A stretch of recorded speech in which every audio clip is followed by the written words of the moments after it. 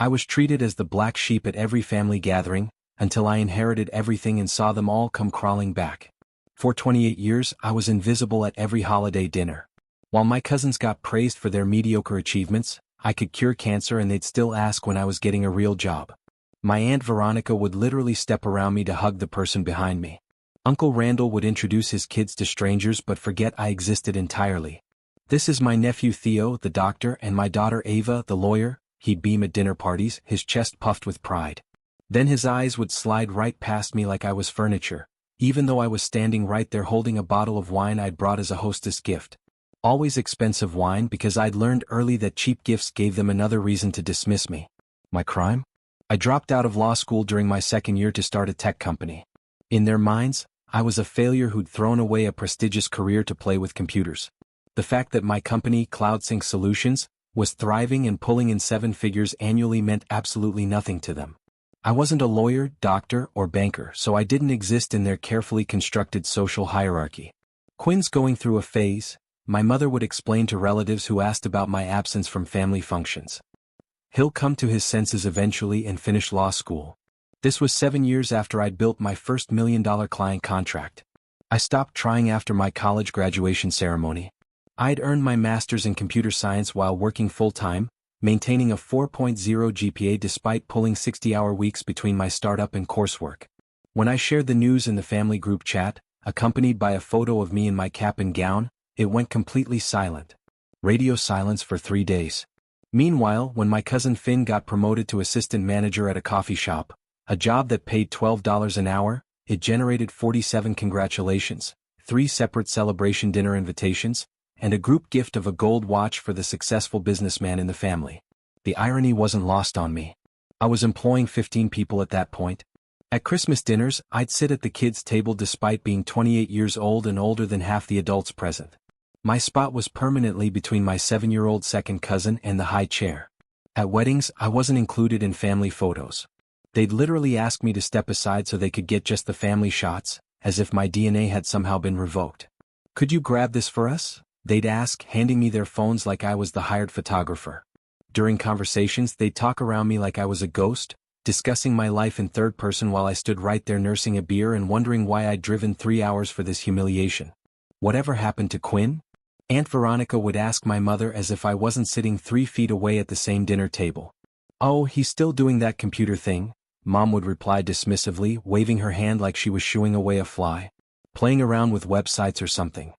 My website thing had just landed a contract with a Fortune 500 company, but why let facts interfere with a good narrative? The worst part? I kept showing up anyway. Some pathetic part of me still hoping something would change. That maybe this time they'd ask about my life with genuine interest. That maybe this time they'd treat me like I belonged. It never happened. Then Grandmother Iris died. I was the only one who visited her weekly at Sunset Manor, a sprawling care facility that smelled like disinfectant and broken dreams. Every Tuesday at 6 in the evening, I'd walk through those automatic doors with a small cooler containing homemade chocolate chip cookies, her favorite recipe that she taught me when I was 12 and spending summers at her house. The staff knew me by name. "Quinn's here for Mrs. Patterson," they'd announce over the intercom, and you could hear the genuine warmth in their voices. The nurses would update me on her condition, ask about my business, remember details about my life that my own family had forgotten. Meanwhile, the rest of the family treated Grandmother Iris like a chore to be managed. Aunt Veronica visited twice in 5 years, both times to ask about updating her will. Uncle Randall sent flowers on her birthday but couldn't remember which grandson was which when she asked about us during their brief phone calls. "Tell me about Quinn's company again," she'd say during our chess games, her weathered hands moving pieces with surprising precision. "The cloud storage thing." And I'd explain it all. The client acquisition strategies, the server infrastructure, the upcoming expansion into mobile applications. Her eyes would light up with genuine interest, asking follow-up questions that showed she was actually listening, actually processing what I was telling her. "You know," she'd say, leaning back in her recliner while I set up the chessboard, "I built the family construction business from nothing back in 1952. Started with your grandfather in a pickup truck. Everyone said a woman couldn't run a construction company." She'd smile, a mischievous glint in her eye. "Prove them wrong, didn't I? Made more money than any of their husbands ever did." These weren't stories she shared with anyone else. During family gatherings, she'd sit quietly in the corner while everyone else dominated conversations about their achievements. But with me, she'd talk for hours about building the business, about the early struggles, about the satisfaction of proving doubters wrong. "You remind me of myself at your age," she'd tell me, capturing my bishop with her knight. "Too stubborn to quit, too smart to fail." She was sharp as a tack until the very end, remembering intricate details about my business strategies that my own parents had never bothered to learn. When I landed my biggest contract, a 3-year deal worth $2.4 million, she was the only family member who understood what it meant. "That's empire-building money," she'd said, gripping my hand with surprising strength. "Don't let anyone convince you it's not." When she passed, I was the one holding her hand. The rest of the family was at Cousin Theo's engagement party, an event I hadn't been invited to despite living in the same city and despite the party being held at the country club where I'd helped Theo get his membership through a business connection. I found out about her death through a text message from my mother. "Mom passed this afternoon. Funeral arrangements to be determined." No phone call, no personal conversation, just a group text like announcing a change in dinner plans. When the lawyer called for the will reading, I almost didn't go. Another family event where I'd be treated like hired help, expected to sit in the back and keep quiet while the adults handled important business. But something urgent in Attorney Morrison's voice made me change my mind. "Mr. Patterson specifically requested your presence," he'd said. "She was very clear that you needed to be there." The entire family packed into Morrison and Associates like vultures circling fresh roadkill. The law office was all mahogany and leather, the kind of old money establishment that made you whisper automatically. Aunt Veronica had even brought a leather portfolio to organize her inheritance documents, complete with color-coded tabs and a calculator for quick math. Uncle Randall was already discussing property tax implications with his wife in hushed tones, wondering aloud whether they should sell the mansion immediately or rent it out for passive income.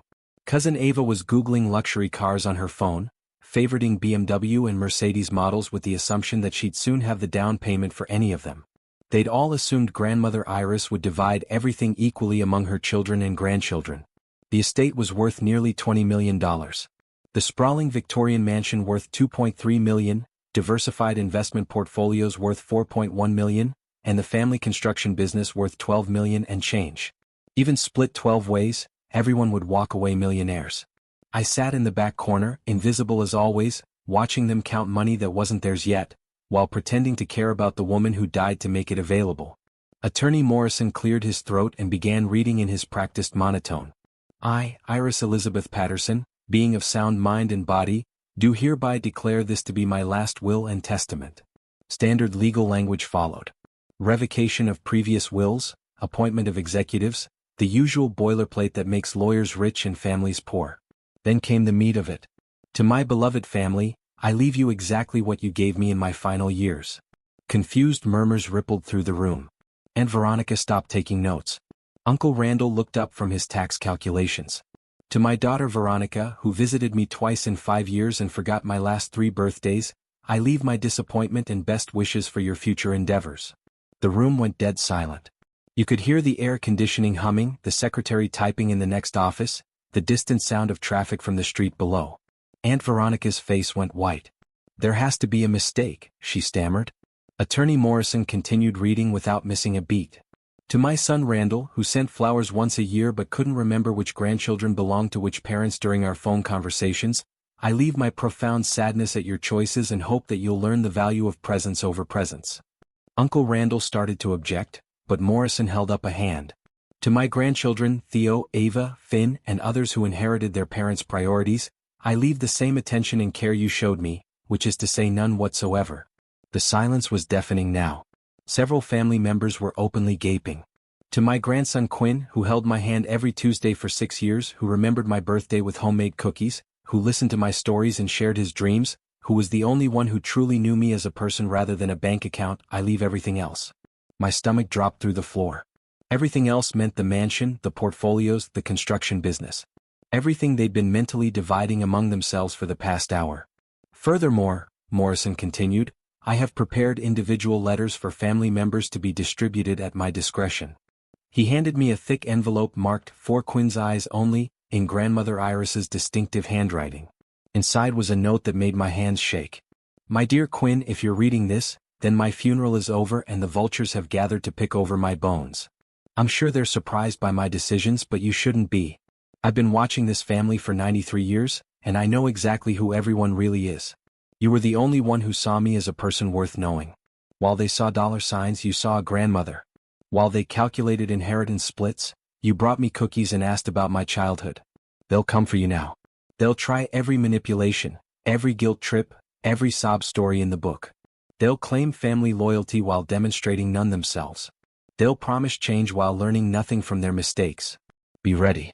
I've also left specific instructions with Morrison about any attempts to contest this will. Let's just say I've been documenting their absence for years.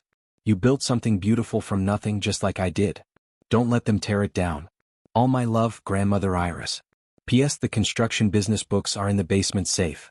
The combination is your birthday in reverse. I think you'll find some interesting reading about certain family members' business loans that were never repaid. The room exploded. This is ridiculous.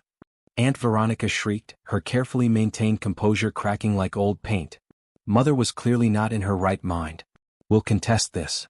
Elder abuse, pure and simple, Uncle Randall declared, his face turning an alarming shade of red. Cousin Theo was frantically texting someone, probably his lawyer friend from law school. Ava was crying, actual tears, which was impressive since I'd never seen her cry over anything that didn't directly affect her bank balance. Through all the chaos, Attorney Morrison sat calmly, letting them exhaust themselves with threats and accusations. Finally, when the shouting died down, he spoke. Mrs. Patterson anticipated this reaction. She's prepared additional documentation. He opened a file folder and spread its contents across his desk. Medical evaluations, cognitive assessments, psychiatric consultations. Your mother underwent extensive mental competency testing over the past 6 months.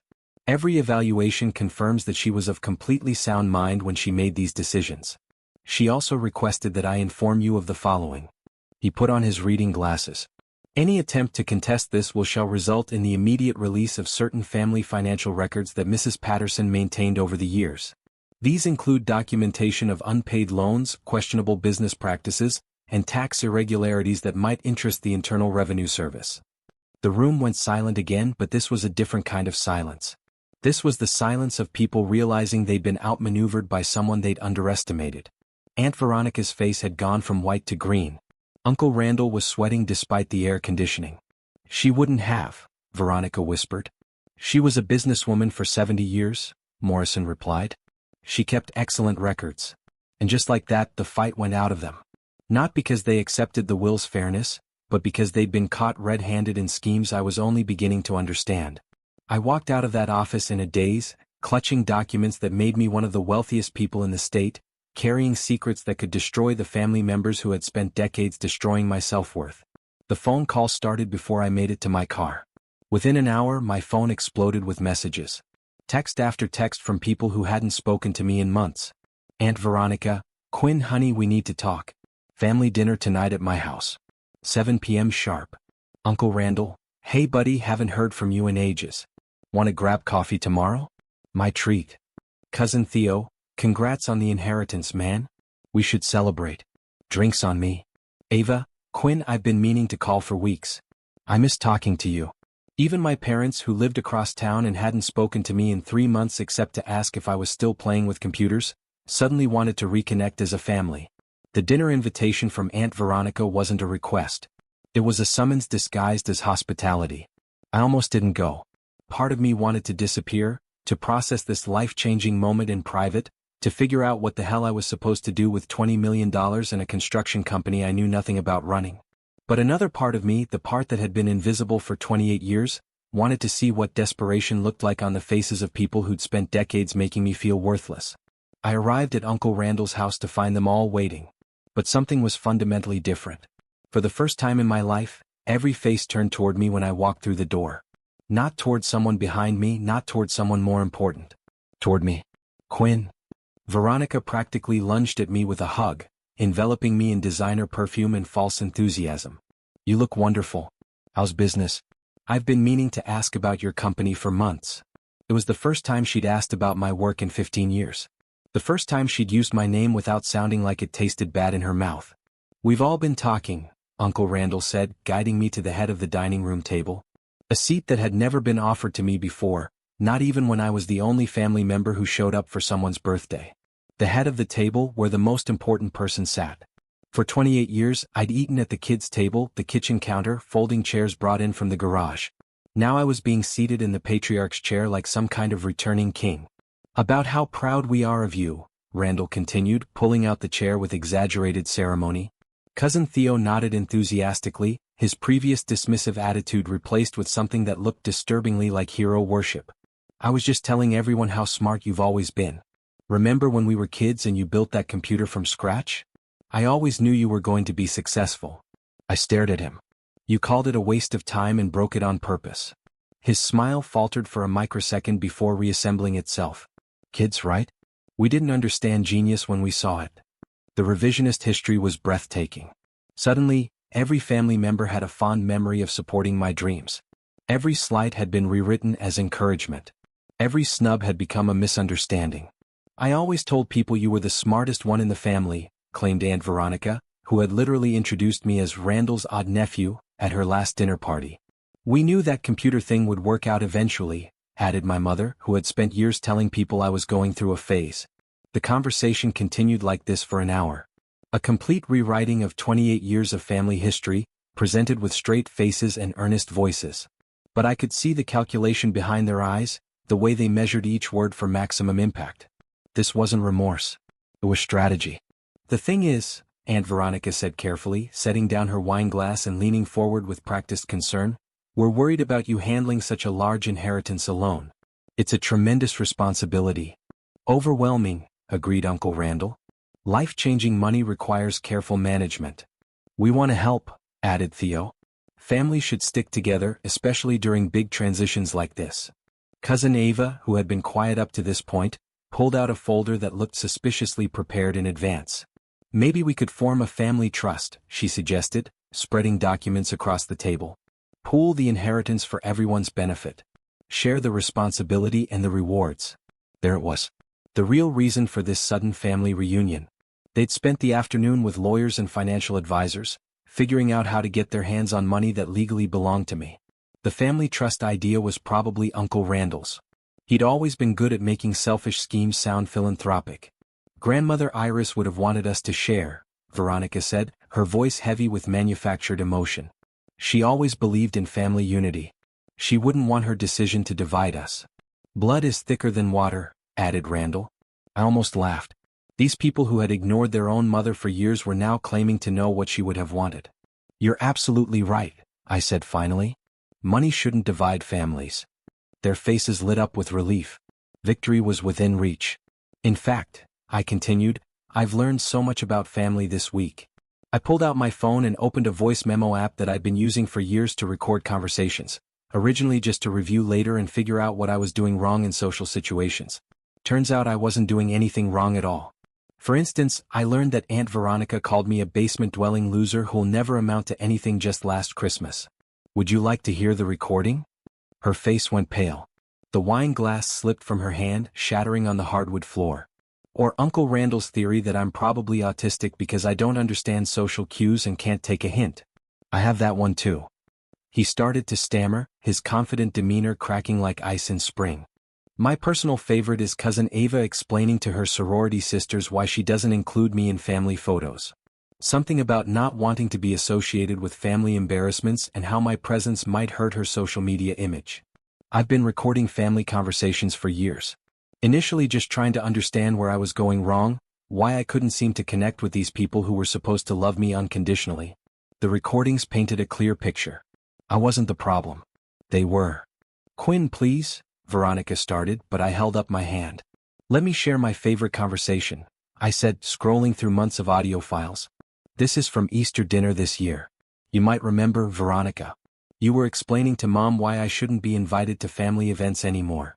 I pressed play. Veronica's voice filled the room, crystal clear through my phone speaker. He's just so awkward and honestly a little pathetic. Still playing with computers at his age. Theo's a doctor. Ava's a lawyer. Finn's moving up in management. What does Quinn have to show for himself? Some silly website business that'll probably fail anyway. Present-day Veronica looked like she wanted to disappear into the floor. Oh, but here's the best part, I continued, fast-forwarding to another section. Uncle Randall's voice. The kid's delusional if he thinks that computer stuff is a real career. When he comes crawling back to reality, maybe I'll throw him some construction work. Manual labor might teach him some humility. The silence in the room was deafening. For 6 years, I said quietly, I watched Grandmother Iris ask where everyone was. Every Tuesday she'd look toward the door around dinner time, hoping one of you would visit. She'd save newspaper clippings about your achievements, wanting to feel connected to her family. Cousin Theo shifted uncomfortably in his chair. She'd ask me to show her your Facebook photos on my phone because she missed you. She worried she'd done something wrong, that somehow she'd failed as a grandmother. I stood up from the head of the table, this symbolic seat they'd given me as a prop in their manipulation play. I told her you were all just busy, I continued. I made excuses for you because I didn't want her to feel abandoned. But she knew. She was 93, not stupid. Quinn, please, Veronica started again. She knew that her own children visited twice in 5 years. She knew that her grandchildren couldn't remember her birthday.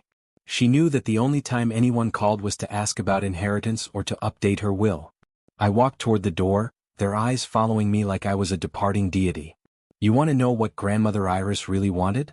She wanted her family to visit her, to call her, to remember her birthday, to treat her grandson, me, with basic human decency. We made mistakes, Uncle Randall said desperately.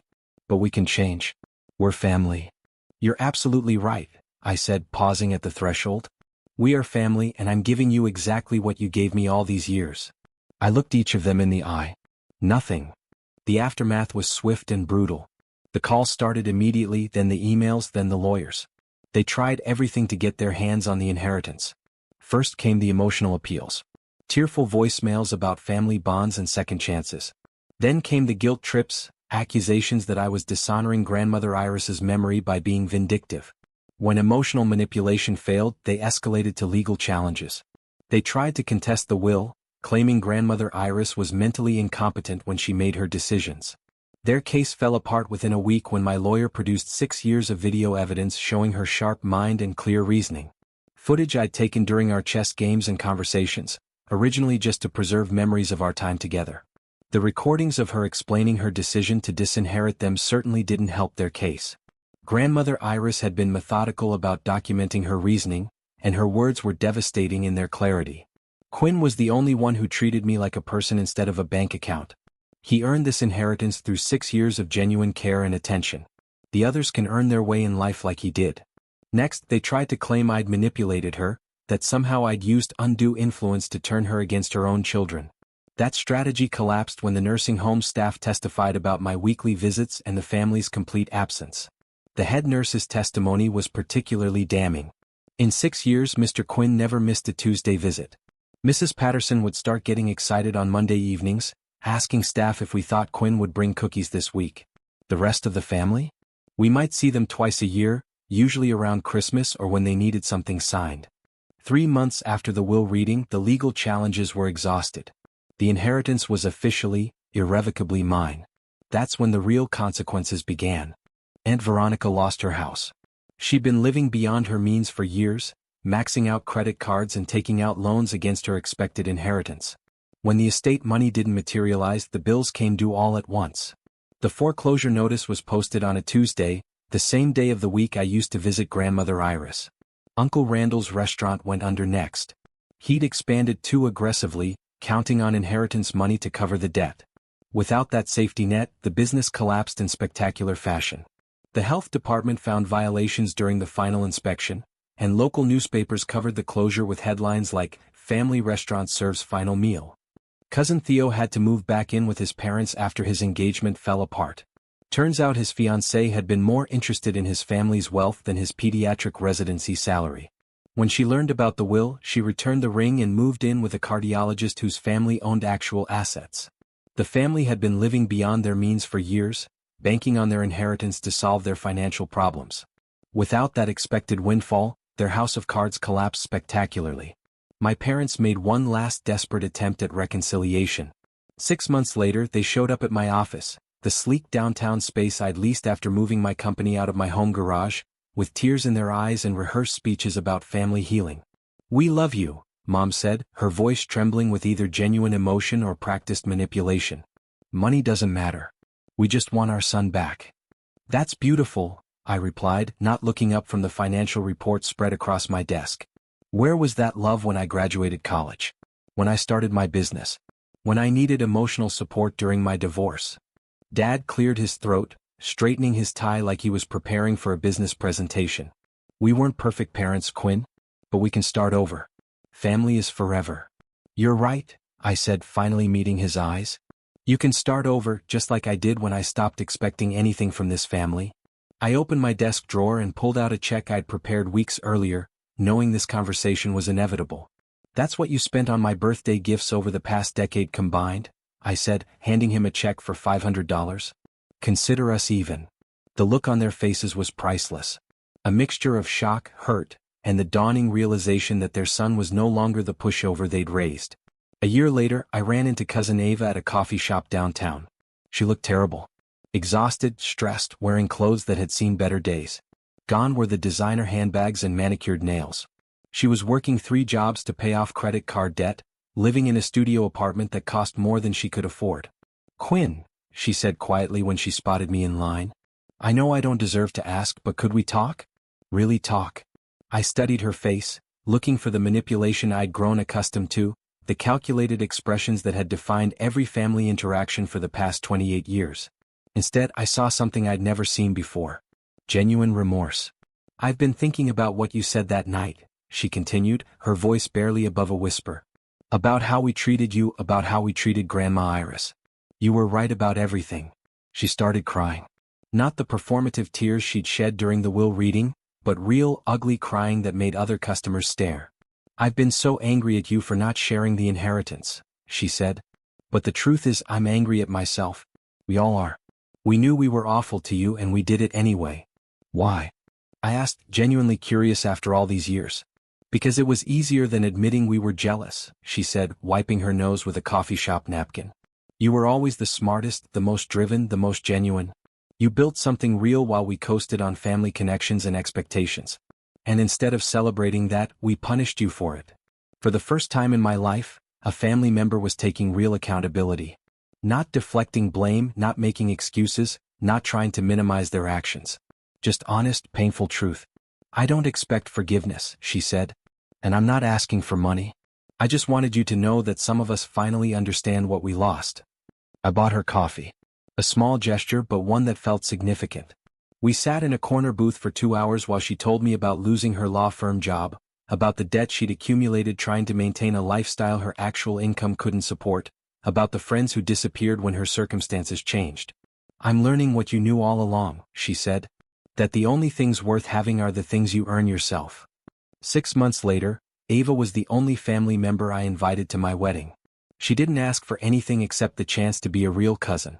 She helped plan the reception, gave a speech about how proud she was of the man I'd become despite the family's treatment, and never once mentioned money or inheritance or the past. The rest of the family saw the wedding photos on social media. Uncle Randall commented with congratulations and a subtle hint about his ongoing financial struggles. I deleted the comment without responding. Cousin Theo sent a long private message explaining how he'd always supported me and how he hoped we could rebuild our relationship. I read it once and archived it without reply. My parents didn't reach out at all, which was probably for the best. 3 years later, I'm running a nonprofit foundation in Grandmother Iris's name, funding technology education for underprivileged kids who remind me of myself at that age. Smart, driven but lacking family support and financial resources. The construction business has expanded into 3 new markets under professional management. I kept it running not because I needed the money, but because Grandmother Iris had built it from nothing, and I refused to let her life's work die with her. The mansion has been converted into a community center that offers after-school programs, job training, and small business development courses. There's a plaque by the front door, Iris Patterson Community Center, where everyone belongs. Sometimes I wonder if I should have been more forgiving, if I should have given them second chances, shared the wealth, tried to rebuild those family relationships. Then I remember Tuesday evenings with Grandmother Iris, holding her hand while she asked why her family had forgotten her. And I know I made the right choice. Some things can't be bought, and forgiveness is one of them. You have to earn it through actions, not words. Through consistency, not convenience. Through presence, not presents. And after 28 years of being invisible, I finally learned that my presence was a gift. one that had to be deserved, not demanded. The black sheep doesn't always stay in the herd. Sometimes it finds a better flock. Sometimes it starts its own.